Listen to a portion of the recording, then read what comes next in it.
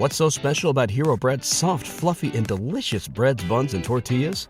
Hero Bread serves up 0 to 1 grams of net carbs, 5 to 11 grams of protein, and high fiber in every delicious serving. Made with natural ingredients, Hero Bread supports gut health, promotes weight management, and helps maintain blood sugar. Hero also drops other limited edition ultra-low net carb goodies like rich, flaky croissants and buttery brioche slider rolls. Head to hero.co to shop today. Fargo, the new virtual assistant from Wells Fargo, makes banking faster and easier. Like this. Fargo, what's my checking account routing number? And this. Fargo, turn off my debit card. And this. Fargo, what did I spend on groceries last month? And that's just the beginning. Do you, Fargo? You can in the Wells Fargo mobile app. Learn more at wellsfargo.com/getfargo. Terms and conditions apply. Your mobile carrier's availability and message and data rates may apply. Wells Fargo Bank, N.A., member FDIC. The National Broadcasting Company presents Joel McCrea in Tales of the Texas Rangers. From Hollywood, another authentic reenactment of a case transcribed from the files of the Texas Rangers.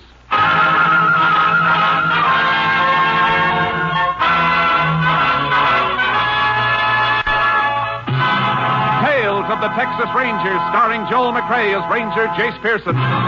Texas, more than 260,000 square miles, and 50 men who make up the most famous and oldest law enforcement body in North America.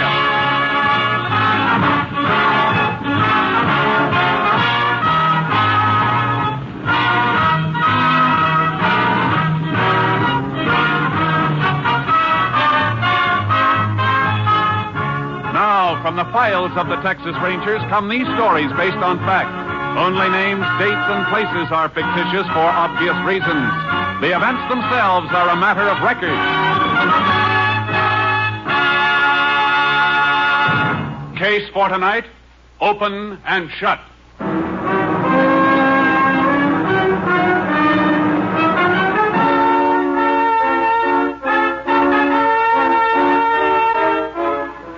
It is 1:37 a.m., September 9th, 1945. John Meston, a wealthy rancher, is awakened by the sound of a speeding car screeching to a stop on the driveway outside his house. Seconds later, he jumps out of bed and reaches for a robe as the downstairs door opens. His daughter, Connie, comes up the stairs screaming hysterically. Connie! Connie, baby! What is it? What's the matter? Oh, Daddy, Bob. He's dead. He's dead. Bob, dead? What happened to him? Connie, get hold of yourself. What happened? I'm frightened, Daddy. I'm frightened. There was a man with a bandana over his face. Where, Connie? Where? The old cattle road leads to the ranch. We were parked there. And... oh, it was horrible. Oh, here, sit down. Sit down while I call the sheriff. And you'd better have a doctor. Get something for your nerves. He tried to hold us up. Why? Bob had his gun in the car. They fought over it. Operator, get me Sheriff Sykes. I want to report a murder.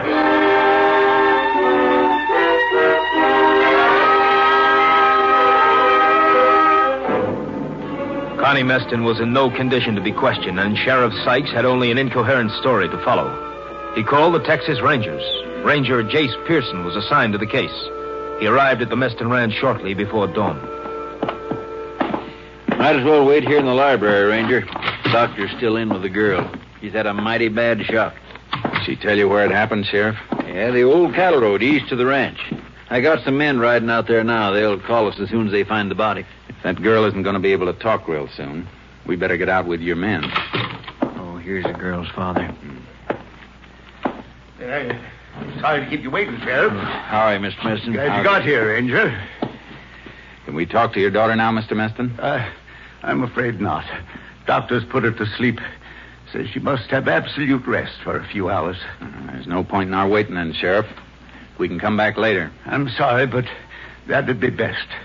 I'll walk out with you. What's the best way to get to that cattle road? Drive into town, then round the highway. Be shorter to cut across the ranch on horses. You got yours in your trailer. Maybe Mr. Meston will lend me one. Take your pick of the stable, Sheriff. Couldn't we drive across the range? No, you got a ravine to cross and a stream to ford. What time did your daughter get home, Mr. Meston? Just a minute before I called the sheriff. Little after 1:30. I'd only been in bed about an hour. Locked up about 12:30 and turned in. Is this the car she came home in? Yeah, Bob Brady's car. I heard her drive up, then I heard her crying. Came in and tore up the stairs to my bedroom. I'm afraid it's going to take a long time to get over this. Don't let anybody touch this car until I can get a fingerprint man to go over it. Killer may have left his mark someplace. I'll see it ain't touched. Well, I'll go get me a horse in the stable, Ranger. How well did your daughter know Brady? Well, they went around together for a spell, but this date last night was the first they'd had in a long time. Brady worked for me. Doing what? Accountant. Handled all the ranch business. Got an office in one wing of the house. I see. I'll radio for a fingerprint man to come down from our lab while the sheriff's getting his horse.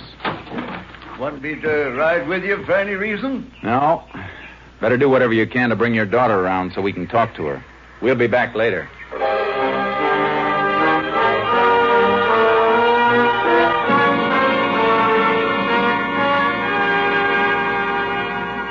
I made my radio call, and then Sheriff Sykes and I cut across the ranch to the old road. The riders had just found Bob Brady's body. Nothing had been touched.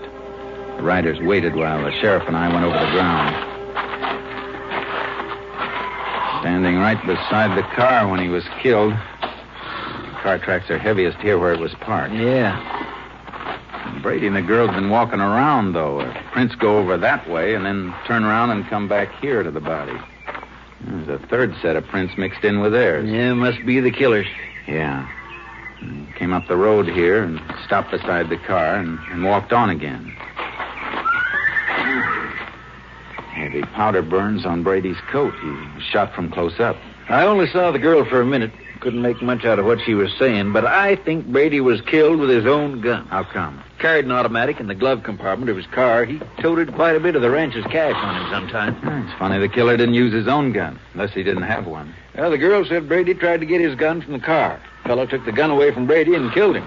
So I guess he couldn't have had a gun of his own. It doesn't make sense. He was taking a mighty big chance, staging a holdup if he wasn't armed. Although I guess it was robbery, all right. Brady doesn't seem to have a cent on him. No wallet, no wristwatch, nothing. Yeah, no doubt about the motive. Well, I guess I better have the body moved into town. Deputy can notify Brady's mother. Yeah. And better order an autopsy report. Isn't going to tell us anything we don't know, though. Keep a couple of your riders here. Sure thing, but what do you want them to do? Beat the brush and look for Brady's gun. And while they're looking, we can follow this extra set of tracks and see where they lead.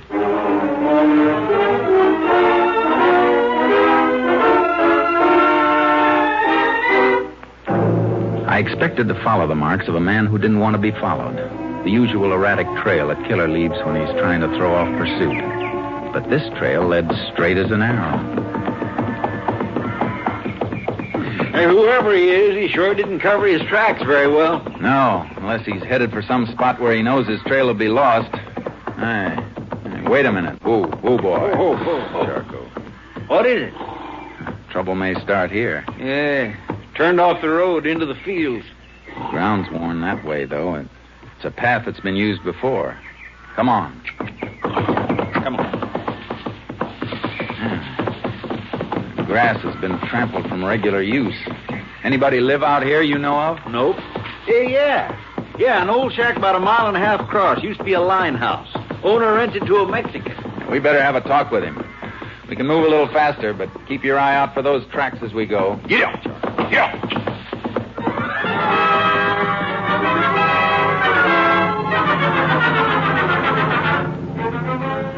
We reached the shack, and the earth around it were the boot prints of a man. They matched the ones we'd been following. He's in there, all right, Ranger. Yeah. He may still have that gun with him. He was up late. Could still be asleep. Come on. We'll see. There he is. Still in bed. Shh. Quiet. Take a look at these boots. Right beside his bunk. Bent nail in the heel of one of them. Yep. Made the march we've been following, all right. He's our boy. All right, you. Wake up. Who's that? Come on, get up. Please, what have I done? Why'd you come here? What's your name? Jose Morales, senor. Where were you last night? What? I walk into town. Anybody see you there? Sí, senor. The man at the package store. I stopped there to buy a bottle of wine. There's the bottle on the table. What time did you leave town, Morales? It was almost midnight, I think. And you walked home, too? Sí, senor, sí. But why do you ask me all these questions? I don't know. How long does it take you to walk back here? Hour, maybe more. I don't have a watch, senor. Are you sure you don't have a watch now? Sí, I never owned one, senor. How about a gun? I don't have a gun. How did you come when you came home? Well, No, I don't remember, senor. I just walked. Well, you better remember. You came up the cattle road. We followed your boot tracks. Were you alone all the time? Sí, alone. You didn't see a car parked on the cattle road? Sí, senor, sí. There is man and girl there. They will remember that they see me there. What's that? Hold it, Sheriff. Go ahead, Morales. When did they see you? On the way home, I passed by the car. I think maybe the car is broke down. So I took a look inside, but there's nobody there. Uh-huh. And then I walk a little further. I meet a man and girl. I asked them, is something wrong with the car? Go ahead. Well, they told me no. So I just come away. Senor, if you can find them, they will remember. They can tell you I was there. This man's walking himself right into the electric chair, Jace. Yeah, too easy. You better get dressed, Morales. You're coming with us. But why, senor? What have I done? You'll find out later. Just get dressed.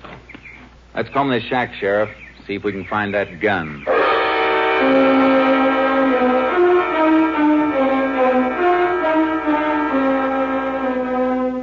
We didn't find the gun or anything else that might have been taken from Brady. And the sheriff's riders drew a blank, too. But we had enough to hold Morales at the jail. We locked him up and went back to the Meston Ranch. Before you speak to my daughter, gentlemen, I want to ask you to kind of take it easy. In here. Connie, it's Sheriff Sykes and the Ranger. Howdy. Miss Connie? Hello. Miss Meston, would you mind telling us just what happened last night? Well, Bob called me, Bob Brady. He wanted to see me. We hadn't seen each other for some time. I thought he worked here at the ranch. Well, it did. I meant we hadn't been out together for a long time. I'm sorry. Go ahead. Well, he picked me up here, and we drove. Then we parked up the old cattle road. Lots of young folks parked there on and off, Ranger. It's sort of a lover's lane. We'd been there quite a while talking. See, Bob was going to be married next month to a girl named Mildred Peterson. She's a school teacher, Ranger. I see. Go ahead, Miss Meston. Well, he asked me if I wouldn't change my mind and make up with him before he got married, and it was too late. Mm-hmm. I told him we weren't right for each other. He'd be happier with somebody else, and then, well, all of a sudden a man came up to the car. It was dark, and he had a bandana over his face. Go on. He held us up and made us get out of the car. You have a gun? I'm not sure. I was frightened. He had something in his hand. He took Bob's wallet and his watch, and then he told us to stay right where we were. Didn't he take anything from you? Well, yes. Yes, he took my purse. And then what happened? Well, all of a sudden, Bob made a dash for the car.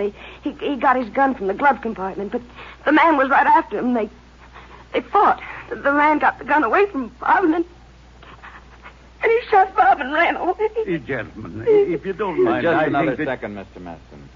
Miss Meston, what were you wearing? Well, just a plain blue taffeta dress. It's right there on the chair. After that, you took Brady's car and drove back here, and your father called the sheriff. Is that right? Yes, sir. Driving back from there, you had to come through town. Why didn't you stop and get to a phone? I was frightened. I couldn't think. I wanted to get home. You should be able to understand that, Ranger. After all, the girl kept... Sure, Mr. Meston. Just checking. You said you were in bed and heard your daughter drive up. Is that right? Yes, like I told you before. I locked up and turned in about 12:30. Connie come home about an hour later. Came in and right up to your bedroom. Is that right? Yes. Why? Just getting the picture. All right, Sheriff. We can go now. Right. Oh, we can find our own way out, Mr. Meston. Miss Connie can come into town and dictate her statement in a day or so. Thank you, Sheriff. Well, Ranger, this looks like a quick one to me. Case against the Mexican Morales is open and shut. I don't know, Sheriff. Somebody's lying. Meston said he locked up and went to bed. His daughter came in and went tearing up to his bedroom. Well, what's wrong with that? How'd she get into the house if Morales took her purse? Her keys would be in her. Well, she might have had her key in the pocket of her dress. Might have, except for one thing. That dress has no pockets.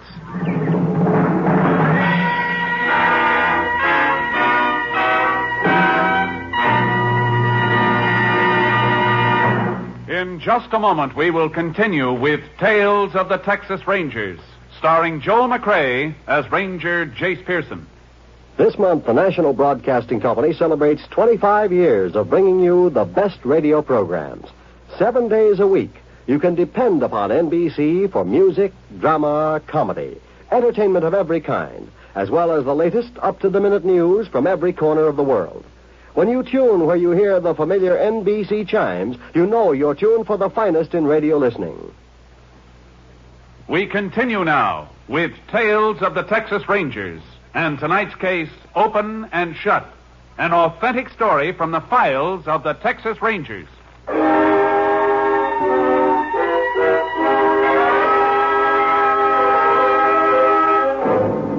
I checked on Morales' story as best I could. He had been in town, and he had bought a bottle of wine to take home with him the night of the murder. But when I got back to the jail, the sheriff had evidence piling up against the Mexican. Your fingerprint crew dropped off copies of prints they found on Brady's car. Uh-huh. These prints were found only on the door of the car. Now, compare them with these. Yeah, same man, all right. Matching set of the prints I rolled off Morales when we brought him in. He must have done it. Maybe, but I'm not convinced. I'll see you later. Here, where are you going, Ranger? To see Brady's mother and the girl he was going to marry.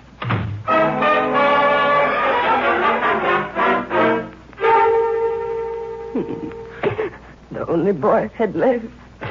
His two brothers were killed in the war. Please, Mother Brady, we've got to help the Rangers. Oh, I'm sorry, Ranger. It's all right, ma'am. How long had it been since your son had been out with Connie Meston before last night? 6 months. I thought it was all over. I thought she'd leave him alone when she knew him and Mildred was going to be married. Did he brood about her much during the time he wasn't seeing her? No. He knew it was best. She was spoiled. She never really wanted him. Except when she found out she couldn't have him. Miss Peterson, you and Brady ever quarrel about Connie Meston? Oh, no. He was over it. He knew what she was. She's a cruel, heartless little cheat. She made his life miserable. You got any idea why he called her and asked her to see him that night? Well, Ranger, he didn't call her. She called him. You're sure of that? I heard him answer the phone. He didn't want to go, but she must have been insisting, because after a while he said, all right, he'd meet her just once. For the last time. Thanks. Ranger, is it true what we heard? You've got the killer in jail? I wouldn't count on that. Yet.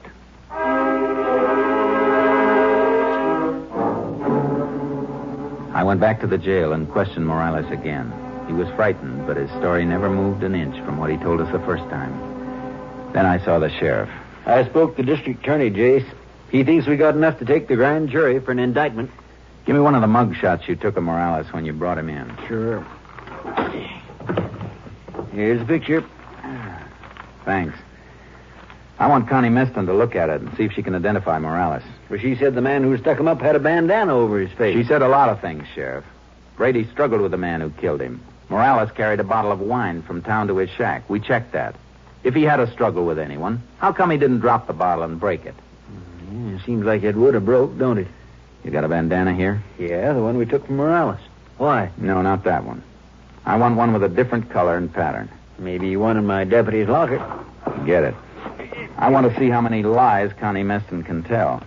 I won't be satisfied with the case against Morales until we find Brady's gun and the things that were supposed to be stolen.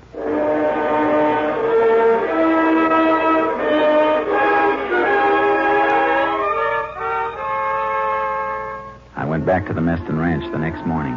Connie Meston was taking Brady's death hard. As hard as a rock.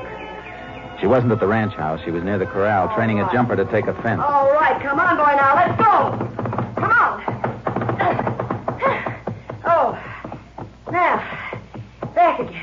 Come on. Come on. Come on, I said. Well, I'll teach you to balk. When I want you to jump, you'll jump. Come on. Take it easy with that horse. Oh. Ranger. I didn't see you coming. Glad to see you recovered from your shock. Well, I had to find something to occupy my mind. Thought I'd work my horses. I got 'em entered in the show at El Paso next Sunday. It'd be nice if the horse lives that long, the way you use that whip. It happens to be my horse. Now, what do you want, anyway? A little information. We may have the man who killed Brady. Oh, yeah, I heard. The Mexican Morales? News gets around. Here's a picture of him. Is he the man? Well, he could be. He looks like the one. What do you recognize? That scar on his chin? Yeah. Well, no. I mean, no. His face was covered. Yeah, I almost forgot about that. Is this the bandana you saw?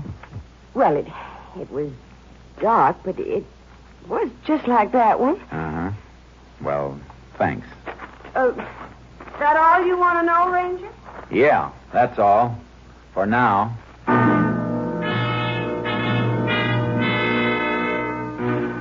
I saw Connie Meston's father as I was leaving the ranch. He seemed pale and shaky seeing me there. I was certain that Connie Meston was lying all the way. The sheriff dropped a bombshell in my lap when I got back to the jail. He was running for his car when I drove up.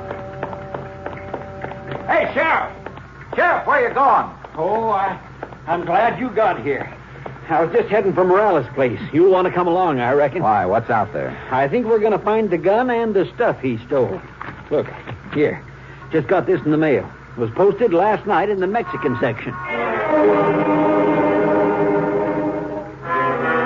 The note was printed in Spanish on yellow paper. It said, "Look in cattle tank near Morales' house." That was all. Reckon Morales trusted a friend who decided to double-cross him? We better get out there.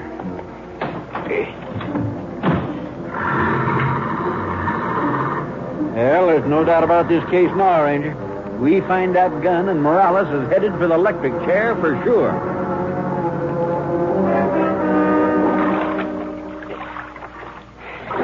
Hey, here. Here's something else. What'd you find? The watch. Brady's wristwatch. Good. Well, this is all of it. Come on, let's get out of this water. Sure.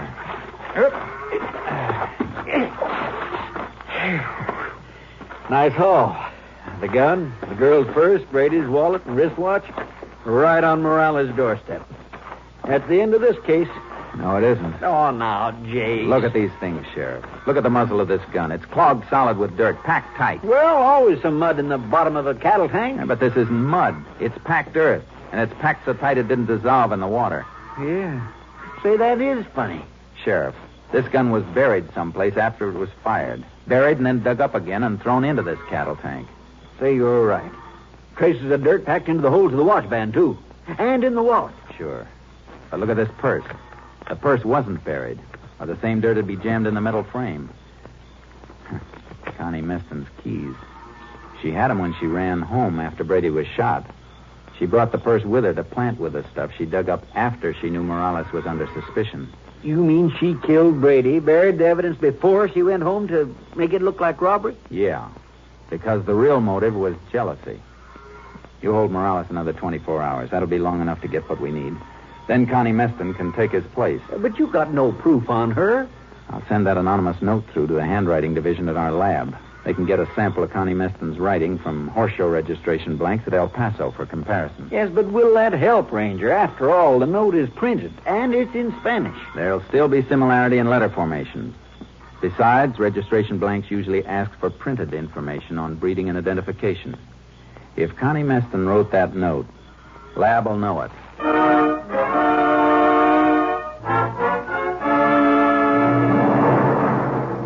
It checked. Connie Meston's printing on registration blanks for the horse show matched the printing on the anonymous note.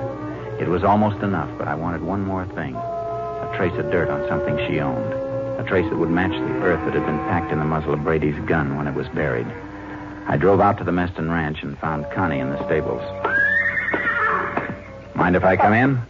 Oh, you here again? What do you want this time? I thought you might like to know we found Brady's gun. Anonymous note told us where it was. Cattle tank out at Morales' place. You got a good case then. No, Morales didn't put the gun in the tank. How do you know? Because the gun and the other things had been buried. They were dug up again and thrown in the tank. Well, maybe he decided to change the hiding place. While we were holding him in jail? No, it's not likely. Morales didn't kill Brady. Well, you know who did? Not for sure, but we'll find out. Whoever dug those things up must have carried them in something while they were taking them to the cattle tank. Some dirt was jammed in the muzzle of the gun. We find out what it was carried in, clothing maybe, somebody's pocket. We can match the dirt in our lab. I see. That's very interesting. I thought you'd think so. Well, I guess I better be getting back to town.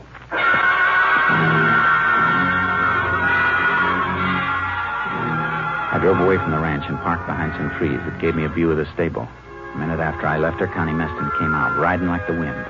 I unloaded charcoal from the trailer and followed her, always keeping cover between us. She didn't seem to be carrying anything to dispose of, but all of a sudden she came to a stop by a stream.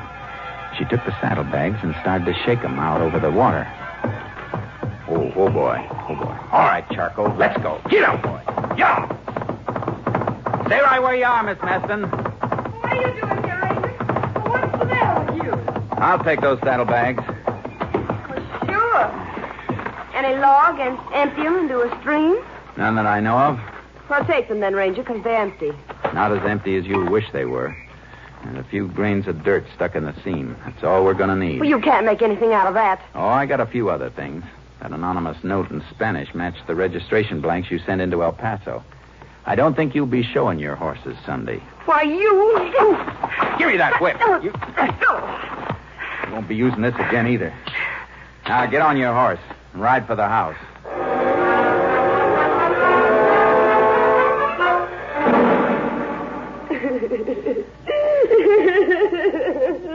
I'm taking her in, Mr. Meston. I got an idea you started to suspect she was lying the same time I did. She's not lying, Ranger. She didn't know nothing about it. I did it. I shot Brady. I'm sorry, but that won't work either. I got her pinned down all the way. Daddy, help me talk to him. Well, give him some money. Well, what kind of a father are you if you can't help me? Shut up! Why, you hit me. Yes. I should have started 20 years ago before I let you get to be what you are. Maybe I'm not legally guilty, Ranger, but I'm guilty of raising her the way I did. Too bad you didn't think of it sooner. All right, Connie. Let's get into town.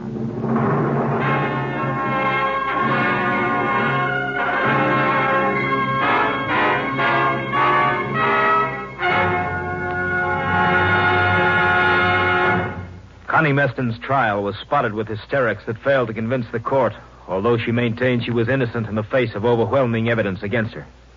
Then, as the trial neared a close, she changed her plea to guilty, and in an effort to avoid a death sentence, she confessed. She was sentenced to the women's prison at Huntsville for 50 years. Next week, Joel McCrea in another authentic reenactment of a case from the files of the Texas Rangers.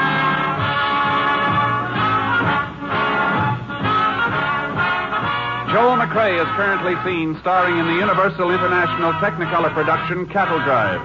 The cast included Tony Barrett, Joan Banks, Francis X. Bushman, Farley Bear, and Vivi Janis. Technical advisor was Captain M.T. Lone Wolf Gonzalez of the Texas Rangers. This story was transcribed and adapted by Joel Murcott, and the program was produced and directed by Stacy Keach. Hal Gibney speaking. It's the Silver Jubilee on NBC. Next, it's The Big Show, with stars including Sophie Tucker, June Valley, Jerry Lester, Ann Sheridan, Morton Downey, and your charming hostess, Tallulah Bankhead. Then enjoy mirth and music with Phil Harris and Alice Faye. Later, Theater Guild on the Air presents Age of Innocence, co-starring Claudette Colbert and MacDonald Carey. And for pictures of your favorite NBC stars, buy the current NBC Silver Jubilee issue of Radio TV Mirror magazine. Next, it's The Big Show. All this and Tallulah, too, on NBC.